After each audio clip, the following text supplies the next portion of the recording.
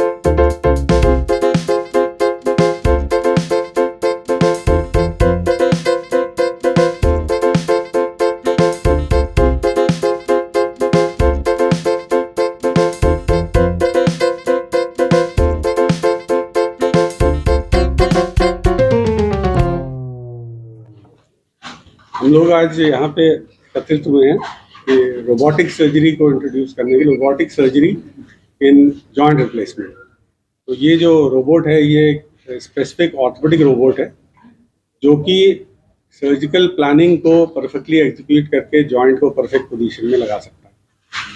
इसका एडवांटेज ये है कि पेशेंट हमारा फास्टर रिकवर करता है, लेस पेन होता है और जो जॉइंट है वो पेशेंट की अपनी बॉडी एनाटॉमी के हिसाब से परफेक्टली प्लेस किया जाता ताकि वो जॉइंट बेटर फंक्शन करे और ज़्यादा समय तक चले।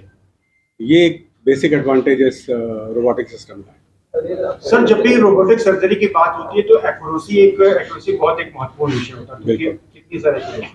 नॉर्मल सर्जरी की बात करें तो 70% एक्यूरेसी होती है। एक्यूरेसी हम उसको मानते हैं कि जहाँ पे हमारा जॉइंट इस तरह से अलाइन है कि वो लंबे समय तक काम कर सकता है। उसके कुछ हम लोग के अपने क्राइटेरिया हैं जिसके हिसाब से होता है।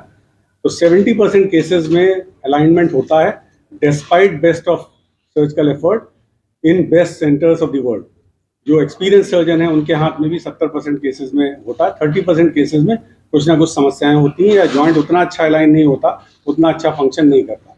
अगर आप रोबोटिक सिस्टम की बात करें तो मोर देन 95% केसेस में हम बेटर अलाइनमेंट दे सकते हैं patient. Sir, real time imaging और डाटा एनालिसिस की क्या सुविधा है? रियल टाइम इमेजिंग जैसे मैंने बताया ना, ये तो हमें ओटी में कांस्टेंट इमेजिंग एंड फीडबैक देता है। इमीडिएट जैसे जैसे हम पेशेंट का मूवमेंट कर रहे हैं, जैसे हम जॉइंट को चेक कर रहे हैं, सारा डाटा हमारा मॉनिटर पे रिफ्लेक्ट हो रहा है। रोबो हमें उसका फीडबैक दे रहा है और उसके अकॉर्डिंग हम अपने करेक्शन करते हैं। उसी से इम्प्रूवमेंट होता है कि अगर मान लीजिए जॉइंट आपने अच्छे से लगाया, उसके बाद वो हमने टेबल पे चेक किया कि उसका मूवमेंट, उसकी स्टेबिलिटी उतनी अच्छी नहीं जितनी होनी चाहिए, तो हम इमीडिएटली उसको करेक्ट कर सकते हैं रादर देन कि वो पोस्ट ऑप में ऑपरेशन के बाद हमें पता लगे कि चीज़ ठीक नहीं। दूसरा एक बहुत बड़ा एडवांटेज इस रोबोटिक सिस्टम का है कि नॉर्मली जब हम लोग सर्जरी करते हैं तो फीमर की बोन में एक छेद करते हैं जिसके थ्रू एक रॉड डाली जाती है, उससे हम अलाइनमेंट मेजर करते हैं। वो टेक्निक है सर्जरी की। उसकी वजह से कुछ सर्टेन कॉम्प्लिकेशंस होते हैं। पोस्ट ऑपरेटिव पीरियड में पेशेंट को लंग में एम्बॉलिक फिनोमेना और थ्रोम्बोसिस के चांसेस होते हैं। इस सिस्टम में चूंकि वो सब चीज़ें अवॉइड होती हैं तो सर्जिकल रिस्क आप रिड्यूस करते हो। इवन इन ओल्डर पेशेंट जहाँ पे मल्टीपल प्रॉब्लम्स हैं, जहाँ पे लंग की प्रॉब्लम है, वहाँ पे भी आप इस सर्जरी को रिलेटिवली सेफर बना सकते हो। तो it's a safe surgery, better aligned joint and which is going to last longer. Sir, आज जो नया रोबोट लाए हैं घुटने की सर्जरी के लिए, इससे क्या मतलब किस तरह से क्या होता है? देखिए, इससे सर्जरी ज़्यादा एक्यूरेट हो जाती है, पेन फ्री हो जाती है। जो नॉर्मल कन्वेंशनल सर्जरी है उससे पेन कम होता है और ज़्यादा एक्यूरेट होगी तो जो नी रिप्लेसमेंट जो नॉर्मली हमारे से 20 साल चलनी है उसकी लाइफ बहुत ज़्यादा बढ़ जाती है उससे। जितनी ज़्यादा एक्यूरेट होगी उससे लाइफ भी बढ़ जाएगी और रिकवरी ज़्यादा अच्छी हो जाएगी। इसका जो खर्चा होगा, जो लागत आई, जैसे कहते हैं नॉर्मल सर्जरी और इस सर्जरी में क्या डिफरेंस? जहाँ तक लागत का सवाल है, अभी तक तो हॉस्पिटल ने, जैसे आपने अभी सुना है, कि ज़्यादा डिफरेंस नहीं है। जो इसके कंज्यूमेबल होते हैं रोबोट के, जो हर सर्जरी में होते हैं, उसकी एक्स्ट्रा कॉस्ट ऐड होती है। उसके अलावा और कोई कॉस्ट, सर्जिकल फीस में कोई अंतर नहीं रखा है अभी हॉस्पिटल ने। सर इसकी सुविधा कब तक मिल जाएगी? शुरू हो गया। सुविधा अभी आज से अवेलेबल है। सर अपना नाम बता दीजिए। मेरा नाम colonel Narendra Kumar. Thank you.